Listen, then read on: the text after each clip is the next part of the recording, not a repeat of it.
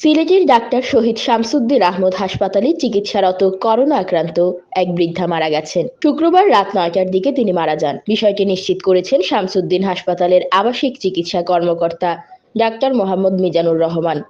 তিনি জানান, মারা যাওয়া নারীর বাড়ি সুনামগঞ্জ জেলার ছাতক উপজেলায়। মৃত্যুকালে তার বয়স ছিল ৬০ বছর। শনিবার দুপুরে স্বাস্থ্য অধিদপ্তর সিলেট বিভাগীয় কার্যালয়ের প্রতিবেদন সূত্রে জানা গেছে, শুক্রবার সকাল ৮টা থেকে শনিবার সকাল ৮টা পর্যন্ত ২৪ ঘন্টায় সিলেট বিভাগে করোনায় আক্রান্ত হয়েছেন ৫ জন। এর মধ্যে সিলেট জেলার একজন, আর বাকি ৪ জন Sylhet MAG Osmani medical college হাসপাতালে চিকিৎসাধীন রোগী। তাদের শরীরে ধরা পড়েছে করোনা ভাইরাসের অস্তিত্ব।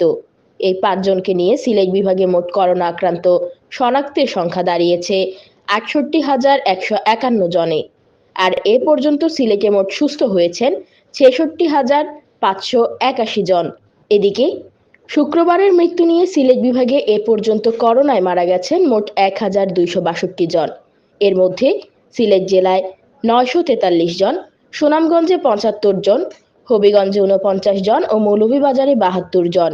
এছাড়াও এমএজি ওসমানী মেডিকেল কলেজ হাসপাতালে চিকিৎসাধীন অবস্থায় মারা গেছেন ১২৩ জন।